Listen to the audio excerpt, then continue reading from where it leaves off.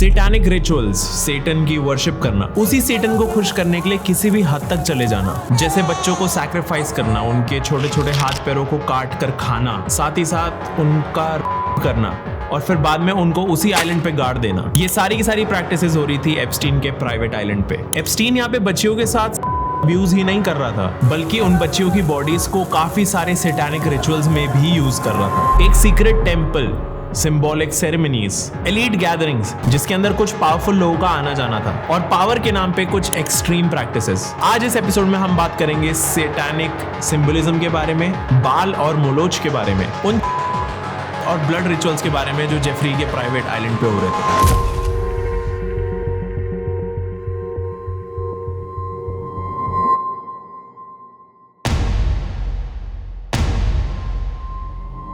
Saint James island के ऊपर एक मेन हाउस था, 3 गेस्ट कॉटेजेस थी, एक हेलीपैड था और पूल्स भी थे। लेकिन वहां पे एक चीज ऐसी भी थी जो स्ट्रक्चरली वहां बिलोंग नहीं करती थी। उस आइलैंड पे एक कोने में एक स्ट्रक्चर था जिसको देख के किसी के भी मन में सवाल आ सकता था कि ये स्ट्रक्चर यहाँ पे क्यों बनाया गया है। मैं बात कर रहा हूँ एप्स्टीन के इस स्ट्रेंज से दिखने वाले टेंपल के बारे में, जो हमने किसी ना किसी तरीके से सोशल मीडिया पे किसी रील में या फिर किसी और फुटेज में या किसी पिक्चर में देख ही लिया होगा। इट्स अ बिल्डिंग जिसके ऊपर एक डोम है और बिल्डिंग के चारों तरफ ब्लू एंड व्हाइट स्ट्राइप्स है। जब एप्स्टीन के आइलैंड के बारे में बात होनी शुरू हुई तो स्टार्टिंग में तो लोगों ने इस स्ट्रक्चर को, इस टेंपल को इग्नोर करा था, लेकिन बाद में जाके उन्होंने नोटिस करा कि जितनी भी रेजिडेंशियल बिल्डिंग्स थी, जितने भी घर थे, इवन एप्स्टीन का जो मैंशन था वो इस स्पेसिफिक टेंपल से काफी दूर था। ऐसा लग रहा था कि इंटेंशनली इस टेंपल को सारे रेजिडेंशियल एरिया से दूर रखा गया। And it was very strange कि एक इतना अजीब सा स्ट्रक्चर पूरे आइलैंड के टॉप पे कैसे। बेसिकली ये जो टेंपल था ये एक हिल टॉप पे था एंड देखा जाए तो ये आइलैंड का सबसे टॉप मोस्ट पार्ट था जिसके ऊपर इस टेंपल को बनाया गया था। एप्स्टीन के इस टेंपल के आसपास बहुत ज्यादा सिक्योरिटी रहती थी, बहुत ही रिस्ट्रिक्टेड एक्सेस था इस टेंपल के अंदर। एप्स्टीन का जो ये टेंपल था उसका स्ट्रक्चर काफी ज्यादा मामलुक टेंपल जैसा था। ये क्लियरली दिख रहा था कि एप्स्टीन ने अपना जो ये टेंपल बनाया था वो उसने बहुत ही ज्यादा अच्छे से डेडिकेट करा हुआ था to Mamluk era. Mamluk era is basically वो टाइम जब छोटे बच्चों को किडनैप करके उन्हें स्लेव्स बना के रखा जाता था और उन्हें बड़े बड़े एलिट्स को सेल कर दिया जाता था। एंड मामलुक एरा के अंदर छोटी छोटी यंग गर्ल्स को भी सेल करा जाता था टू एलिट्स, जिससे कि वो एलिट्स उन बच्चियों को एज अ कॉन्क्यूबाइन यूज कर सके।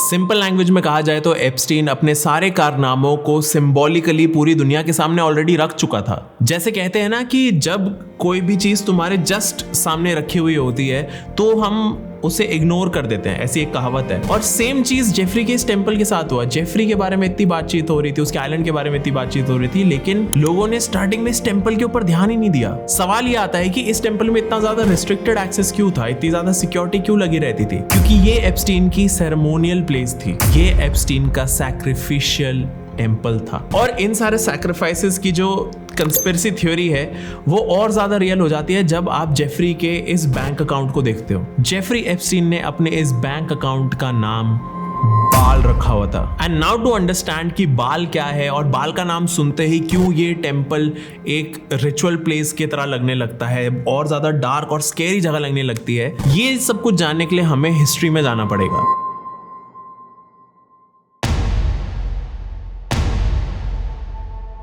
एंशिएंट सिविलाइजेशन के टाइम पे कुछ नाम ऐसे होते थे जो बहुत ही ज्यादा खौफ पैदा कर देते थे लोगों के मन में। कुछ नाम ऐसे थे जिनसे लोग बहुत ज्यादा डरते थे, लेकिन लोग इन नामों से अपनी मनपसंद चीजें भी मांगते थे। एंड उन्हीं नामों में से एक नाम था बाल। बाल को 600 से 1500 बीसी के टाइम के अराउंड इजराइल और सीरिया में वर्शिप करा जाता था, क्योंकि ये माना जाता था कि बाल एक फर्टिलिटी गॉड है जो लोगों को प्रोटेक्शन देता था और उनकी ऑलमोस्ट हर विश पूरी करता था। लेकिन बाल ऐसे ही किसी की मदद नहीं करता था, ऐसे ही किसी की विश पूरी नहीं करता था। किसी को अपनी विश पूरी करवाने के लिए कुछ सैक्रिफाइस करना पड़ता था, कुछ ऐसा सैक्रिफाइस करना पड़ता था जो उनके लिए बहुत ज्यादा इंपॉर्टेंट हो।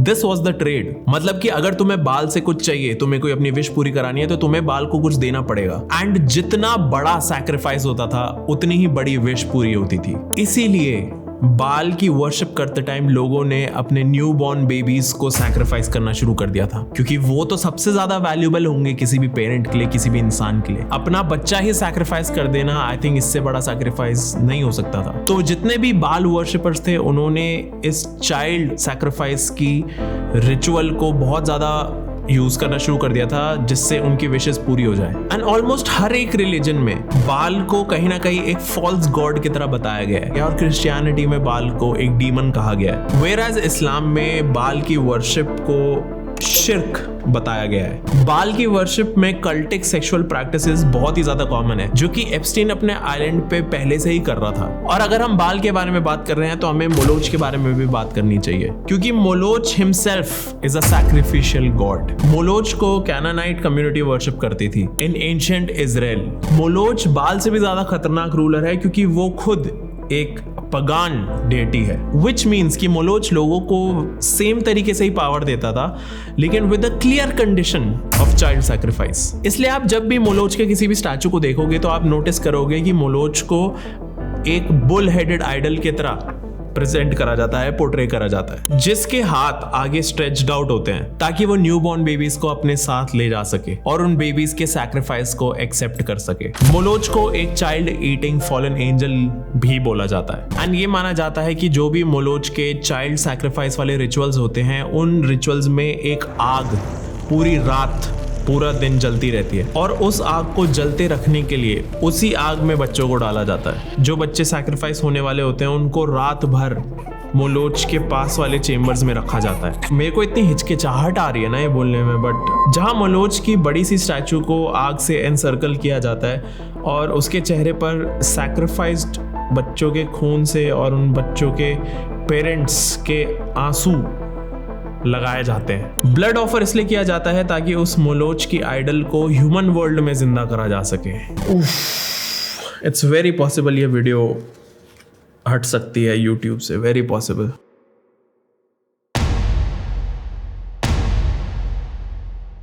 रिचुअल्स रिलीजियस भी हो सकते हैं और कल्चरल भी, लेकिन एप्स्टीन के आइलैंड पे जो जो रिचुअल्स हो रहे थे वो ह्यूमैनिटी के आसपास भी नहीं थे। They were all satanic. इन रिचुअल्स को ऑलमोस्ट डेली बेसिस पे एप्स्टीन के आइलैंड पे परफॉर्म करा जाता था। एप्स्टीन के आइलैंड पे बहुत सारे हॉरिफिक रिचुअल्स करे जाते थे। Firstly ritual and torture ritual. हम सबको पता है कि एप्स्टीन के आइलैंड पे माइनर्स को और टीनेज गर्ल्स को किस तरीके से टॉर्चर करा जाता था। इन टॉर्चर रिचुअल्स में ना ही सिर्फ विक्टिम्स को टॉर्चर करा जाता था, बट इनकी वीडियोस बना के सर्कुलेट करी जाती थी। इन वीडियोस को एज अ सोवेनियर रखा जाता था, इन साथ ही साथ लोगों में सर्कुलेट करा जाता था, जिससे कि लोग बार बार इन वीडियोस को देख के एंजॉय कर सके।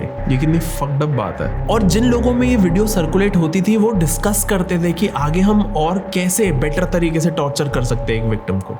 ये चीजें डिस्कस करते थे। ये मेंटली डिस्टर्ब लोग बेबीज को भी टॉर्चर करते थे, separating them from their mothers, and उन न्यूबॉर्न बेबीज को भूखा रखा जाता था ताकि ये स्टार्विंग बेबीज एप्स्टीन और उसके पीडो सर्कल्स के लस्ट को पूरा कर सके, as these babies could suck them harder because they were starving. It looks like कि Jeffrey Epstein was involve in also, because एक ईमेल में, जेफरी के एक ईमेल में वो यंग गर्ल्स की किलिंग की बात करता है काफ़ी इनडायरेक्टली, लाइक उनके सर को श्रिम्प की तरह फेंक देना और सिर्फ उनकी बॉडीज को अपने साथ रखना। ये जेफरी के ईमेल्स में मेंशन्ड है। इमेजिन करो वो विक्टिम्स की बॉडीज के साथ क्या क्या करता होगा। ये सारे टॉर्चर सिर्फ एप्स्टीन की लस्ट को फुलफिल करने के लिए नहीं थे। ये सारी चीजें इसलिए करी जाती थी जिससे कि आइलैंड के ऊपर एक कल्ट मेंटालिटी बनी रहे और जितनी भी डेमोनिक एनर्जीज थी वो सब कुछ उस आइलैंड पे बनी रहे, क्योंकि कोई भी अच्छी एनर्जी इन चीजों को एक्सेप्ट नहीं करेगी। तो वो चाहते थे कि सारे के सारे डिमोनिक एनर्जीज वहां पे कॉन्स्टेंटली रहें उस आइलैंड पे। ये जितने भी रिचुअल्स थे, ये जितना भी टॉर्चर था, ये सब कुछ अपने वर्स्ट लेवल पे तब पहुंचता था जब ये में इन्वॉल्व हो जाते थे। जितने भी एलिट्स थे इस आइलैंड पे वो में भी इन्वॉल्व थे। They were literally eating babies. हमने पता नहीं कितने सारे टॉक शोज में कितनी सारी वार्निंग्स मिस करी हैं। तुमने किसी ना किसी इंसान को टॉक शोज पे बोलते हुए तो सुना ही होगा कि they are eating babies, let's have a pizza party. और हम सबको कोई क्लू नहीं था कि ये असलियत में हो रहा है। एक बार के लिए ना हम कोड वर्ड्स की तरफ ध्यान देते हैं। जो ये पूरा एलीट सर्कल था जो ये सैटानिक रिचुअल्स करता था, वो सारे कोड वर्ड्स जो ये लोग यूज करते थे सीक्रेटली बात करने के लिए। ईमेल्स पे भी ये अलग अलग वर्ड्स बनाते थे to refer to other things, जैसे कि hot dog equals to boy, pizza का मतलब था गर्ल, चीज का मतलब था लिटिल गर्ल, आइसक्रीम का मतलब था मेल प्रोस्टिट्यूट, सॉस का मतलब था ऑर्जी। एक वर्ड था क्रीम चीज जो एप्स्टीन ने अपने ईमेल्स में पता ही नहीं कितने हजारों बार यूज करा है। और क्रीम चीज पता है किस चीज को रेफर करता था? Newborn baby. ये सारे सैटानिक अपने सारे रिचुअल्स करने के बाद इन छोटे बच्चों को खा रहे थे। अभी रिसेंटली ही एप्स्टीन के आई मैसेजेस को रिवील करा गया है बाहर, और उसके अंदर वो बात कर रहा है वुडी एलन से। वुडी एलन एक कंट्रोवर्शियल फिल्म मेकर है जिसने अपनी ही अंडर एज स्टेप डॉटर का करा था एंड उसने अपनी ही अडॉप्टेड बेटी से शादी करी है। How fucked up is that? तुम्हें पता है जेफरी एप्स्टीन और वुडी एलन के बीच में क्या बात हो रही थी? ये बात कर रहे थे about eating kids heart and bones. Epstein ने वुडी को ये कहा था कि बच्चों की बोन्स के अंदर बहुत फाइबर होता है एंड तुम तो वो भी नहीं छोड़ते। ये कब से चल रहा था ये सब कुछ? और पता है इस स्टेटमेंट पे वुडी एलन ने क्या रिप्लाई करा? I don't like to waste. मेरे को समझ नहीं आ रहा है किस टाइप के रिचुअल्स थे जहां पे एक बेबी के पैदा होते ही थोड़ी देर बाद ही उनको प्लेट्स पे सर्व कर दिया जाता था। What the fuck? Jeffrey Epstein और बाकी सारे उसके दोस्त एक और कोड वर्ड यूज करते थे which was beef jerky, which meant human flesh। एक पॉइंट ऐसा आया था जहाँ पे जेफरी एप्स्टीन अपनी डाइट में सिर्फ और सिर्फ बीफ जर्की या फिर हम कह सकते हैं कि ह्यूमन फ्लैश ही खा रहा था एंड उसने 2 हफ्ते के अंदर अंदर 70 pounds of human flesh consume कर लिया था, which is around 32 kgs of human flesh। I know अभी तक तुम सोच रहे होगे कि मैं ये क्या चीज़ें बोल रहा हूँ, बट ये सारी बातें सच है और अभी तो इस वीडियो में और भी चीज़ें आनी है। जेफरी के ईमेल्स में एक विक्टिम ने प्रॉपरली जेफरी के रिचुअल्स के बारे में बात करी है जो वो अपने यॉट पे करता था। विक्टिम ने ये बोला कि एप्स्टीन अपनी यॉट पे रिचुअलिस्टिक ऑर्जीज ऑर्गेनाइज करवाता है, सेम वैसी ऑर्जीज जो बाल की कल्ट प्रैक्टिसेस में होती थी। यॉट पर अफ्रीकन अमेरिकन मेल्स को वाइट ब्लॉन्ड फीमेल्स के साथ सेक्सुअली फोर्स करा जाता था until and unless the girls start bleeding। Epstein के यॉट पे रिचुअलिस्टिक सैक्रिफाइसेस हो रहे थे जहाँ पे छोटे छोटे बच्चों को काट के खाया जा रहा था, और खाली जेफरी ही इन सब चीज़ों को कंज्यूम नहीं कर रहा था बल्कि जेफरी के जितने भी एसोसिएट्स थे वो सब इन चीज़ों को कंज्यूम कर रहे थे। एप्स्टीन और उसके एसोसिएट्स के दिमाग में इतना ज़्यादा घुसा हुआ था कि जेफरी के एक ईमेल में वो अपने एक फ्रेंड से बात कर रहा था और उसका फ्रेंड सीधा सीधा ये बोलता है कि जितनी भी फीमेल्स हैं जिनका मेनोपॉज हो चुका है they are just waste and हम उनको यूज़ कर सकते हैं as food, we can hunt them down, हम उन्हें खा सकते हैं। ऐसी ऐसी बातें हो रही थी जेफरी के ईमेल्स पे। इन रिचुअल्स के अलावा there was this one more ritual, the blood ritual. Blood rituals वो रिचुअल्स होते हैं जहाँ पे न्यूबॉर्न बेबीज को मार के उनके ब्लड को कलेक्ट कर लिया जाता है एंड फिर उस ब्लड को टेम्पल के ऑल्टर में ऑफर किया जाता है। साथ ही साथ उस ब्लड को स्टोर भी किया जाता है for many other reasons. Epstein भी ब्लड रिचुअल्स के लिए बहुत सारा ब्लड कलेक्ट करके उनको बॉस्टन चिल्ड्रंस हॉस्पिटल में स्टोर करता था। जेफरी एप्स्टीन को एज रिवर्सल में बहुत ज़्यादा इंटरेस्ट था। वो कुछ ऐसा क्रिएट करना चाहता था जिससे एजिंग बहुत ज़्यादा स्लो हो जाए एंड इसी रीज़न से Jeffrey Epstein was very interested in young blood transfusion. और यंग ब्लड ट्रांसफ्यूजन के लिए भी ब्लड रिचुअल में यूज़ होने वाले ब्लड को यूज़ करा जाता था एंड ये सारा यंग ब्लड ट्रांसफ्यूजन एप्स्टीन अपने आइलैंड पे ही करता था बिकॉज एलीट क्लास में काफ़ी ज़्यादा कॉमन है कि यंग लोगों का ब्लड निकाल के ओल्ड लोगों के फेसेस पे या फिर जिस भी जगह पे ज़रूरत है वहाँ पे लगाया जाए जिससे कि बूढ़े लोगों की एजिंग स्लो हो जाए और जितने भी टिश्यूज़ डैमेज्ड हैं, जितने भी स्किन डैमेज्ड है या फिर जो भी चीज़ डैमेज्ड है वो वापस से हील हो जाए एंड ओल्ड होते हुए लोग फिर से वापस से यंग दिखने लगे।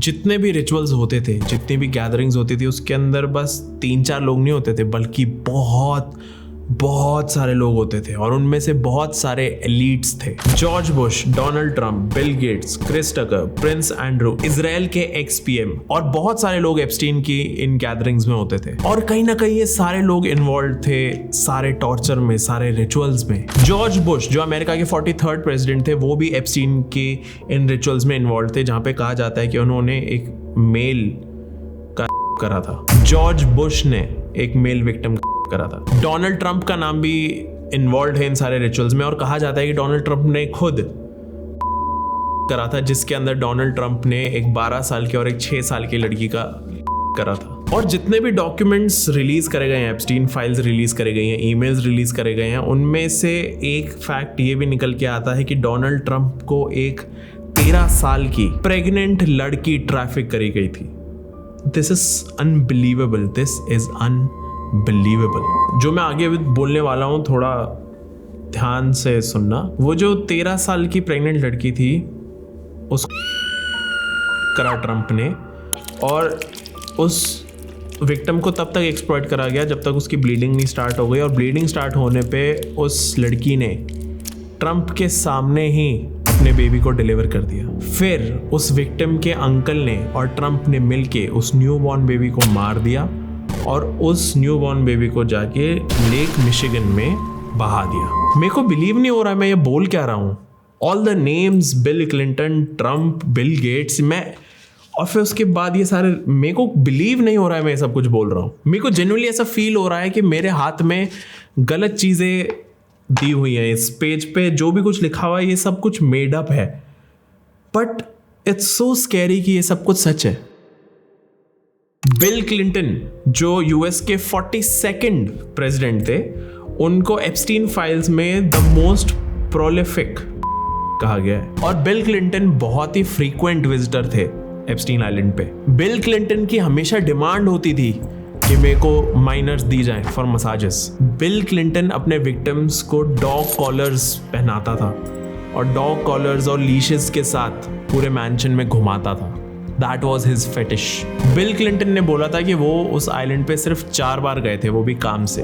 लेकिन जब बिल क्लिंटन के फ्लाइट रिकॉर्ड्स को देखा जाता है ना, तो वो कम से कम 26 से 32 टाइम्स उस आइलैंड पे गए हैं, और अब हम सबको पता है किस लिए। और बिल क्लिंटन अकेले उस आइलैंड पे नहीं जाते थे, साथ में हिलरी क्लिंटन भी जाती थी, और ये दोनों जाते थे to perform satanic blood rituals. Hillary Clinton और बिल क्लिंटन अपनी विक्टिम्स को, मल्टीपल विक्टिम्स को साथ खड़ा करते थे, उनके कपड़े निकलवा के उनको ओपन फील्ड में भागने के लिए कहते थे, और उसके बाद बिल क्लिंटन और हिलरी क्लिंटन साथ मिलके उन विक्टिम्स को ढूंढते थे कि पहले कौन पकड़ में आएगा। They used to hunt them down, कुछ भी करने से पहले, किसी भी रिचुअल को परफॉर्म करने से पहले। एप्स्टीन के आइलैंड के जितने भी सर्वाइवर्स थे, जो विक्टिम्स थे, जो बच गए, उन्होंने बताया कि Hillary Clinton was one of the most horrifying abusers out there. जब ये दोनों हंट कर रहे होते थे अपने विक्टिम्स को, तो अगर कोई लड़की बिल क्लिंटन को पहले मिल जाती थी तो हम सबको पता ही है कि क्या होता था। लेकिन अगर कोई भी विक्टिम हिलरी क्लिंटन को पहले मिल जाती थी तो वो कभी जिंदा नहीं लौटती थी,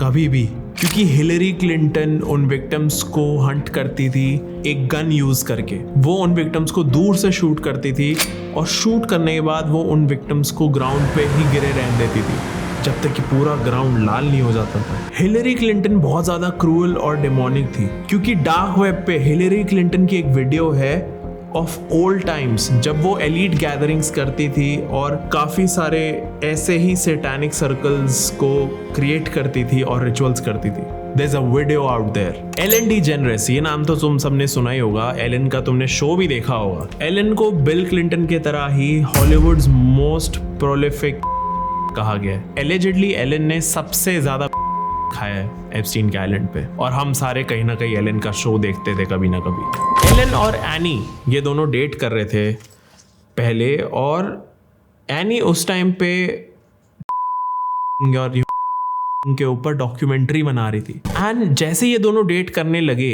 उसके कुछ महीने बाद ही एनी की डेथ हो जाती है because of a car accident और बोला जाता था कि एनी की डेथ ऑन द स्पॉट हो गई थी। लेकिन उसी एक्सीडेंट की एक ड्रोन फुटेज थी जिसके अंदर एनी बचने की कोशिश कर रही थी। तो यहाँ पे डाउट आना शुरू हो गया कि एनी को एलन ने ही मरवाया है। एंड कहीं ना कहीं Annie knew too much, she knew something. Jeffrey Epstein की फाइल्स में बहुत सारे और नाम भी हैं, जैसे Elon Musk, Bill Gates, Naomi Campbell, Sultan bin Sulaiman. ये सारे हो सकता है कि एप्स्टीन के क्लाइंट्स हो। एंड कुछ इंडियन नाम भी थे फाइल्स में, जैसे दीपक चोपड़ा, अनिल अंबानी। और अनिल अंबानी तो एप्स्टीन से एक स्वीडिश ब्लॉन्ड गर्ल भी मांग रहे थे। जिस टेम्पल के बारे में हमने बात करी थी, जितने भी हॉरिफाइंग रिचुअल्स थे, जितने भी मेन रिचुअल्स थे, उन सबको उसी टेम्पल के नीचे से जाने वाली एक टनल के अंदर परफॉर्म करा जाता था। जेफरी के आइलैंड पे एक सबमरीन भी थी, और वो सबमरीन इसलिए यूज़ होती थी कि जिन लोगों को बाय फ्लाइट नहीं आना, या फिर वो नहीं आ सकते,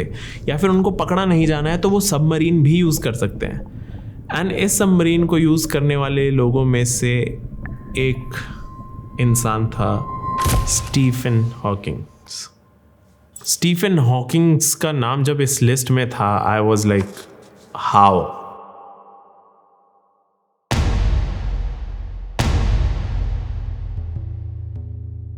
एक सवाल ये भी आता है कि जितने भी विक्टिम्स थे, जितनी भी थी, उनको डिस्पोज ऑफ भी तो कहीं ना कहीं करना ही होगा। तो एप्स्टीन इन सारी को डिस्पोज ऑफ कहाँ करता था? एप्स्टीन के पास काफी तरीके थे। The number 1 was trap door. Trap door basically एक सुराख था, एक सोर्स था, एक रास्ता था जिसके अंदर बॉडी को अगर फेंका जाए तो वो सीधा सीधा सी के उस पोर्शन तक जाता था जहाँ पे शार्क्स होती थी। तो अगर वो किसी भी न्यूबॉर्न की फेंक रहा है या किसी भी इंसान की फेंक रहा है, तो वो सीधा सीधा सी में गिरेंगे और वहाँ पे शार्क्स उन बॉडीज को कंज्यूम कर लेंगे, जिससे कि उन बॉडीज को कभी भी ढूंढना ना जा सके। एक और तरीका एप्स्टीन का था यूजिंग सल्फ्यूरिक एसिड। एप्स्टीन सीधा सीधा सल्फ्यूरिक एसिड के अंदर बॉडीज को डंप कर देता था, जिससे कि वो सारी की सारी बॉडीज डिसॉल्व हो जाती थी। इस प्रोसेस के वजह से जितनी भी स्किन होती थी, मसल होती थी, बोन होती थी, वो डिसॉल्व होने के बाद केमिकल के साथ रिएक्ट करके कुछ और ही बन जाता था। बेसिकली जो भी रिमेनिंग सब्सटेंस होता था डिसॉल्विंग के बाद, उससे इंसान को ट्रैक नहीं करा जा सकता। इनफैक्ट कोई शायद ये भी नहीं बता पाता कि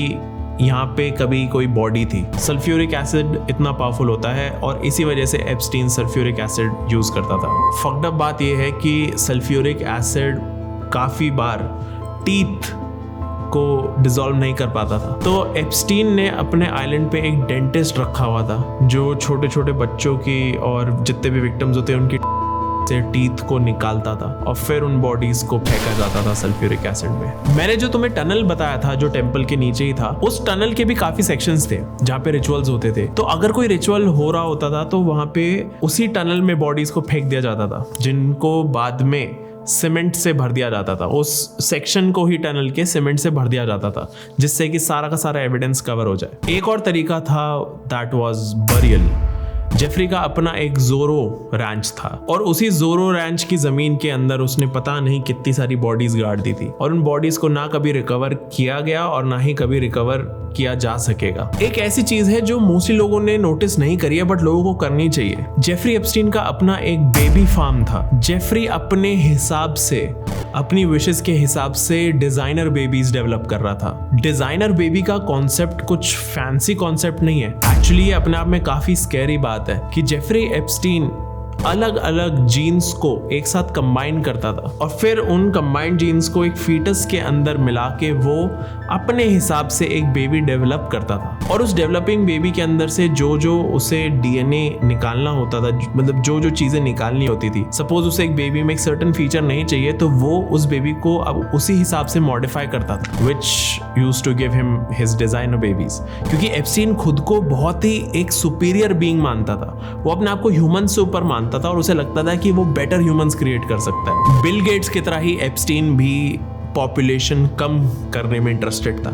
जितनी भी पॉपुलेशन है अर्थ पे, एप्स्टीन उन्हें कम करना चाहता था और इसी आइडिया के पीछे एप्स्टीन ने अपना बेबी फार्म बनाया था जहाँ पे वो सारे टेस्ट रन करता था और देखता था कि वो कितने अलग अलग टाइप्स के बेबी डिजाइन कर सकता है। एप्स्टीन के जितने भी सैटानिक रिचुअल्स थे, थे, जितने भी उसके ड्रीम्स और डिजायर्स थे, वो कहीं ना कहीं यहीं से, उसके बेबी फार्म से ही फ्यूल होते थे। जेफरी एप्स्टीन की एक विक्टिम थी और उसी विक्टिम की डायरी में लिखा हुआ था कि जब वो 16 या 17 साल की थी, उसे एप्स्टीन के स्पर्म के साथ प्रेग्नेंट करा गया और जब उसने बेबी डिलीवर करा तो with in the first 10 minutes उस बेबी के डिलीवरी के उस बेबी को छीन लिया गया उस विक्टिम से। और उस बेबी को छीना किसने था? एप्स्टीन ने और गिस्लेन मैक्सवेल ने। जोरो रैंच पे जितनी भी लड़कियों को प्रेग्नेंट करा जाता था, उन सब के बेबीज को या तो ब्लैक मार्केट में सेल कर दिया जाता था या फिर एप्स्टीन अपने पर्सनल यूजेस और अपने रिचुअल्स के लिए यूज करता था। कुछ साइंटिस्ट जो एप्स्टीन के आइलैंड पे थे, उन्होंने कन्फेस कराया आगे कि एप्स्टीन का एक आइडिया था कि वो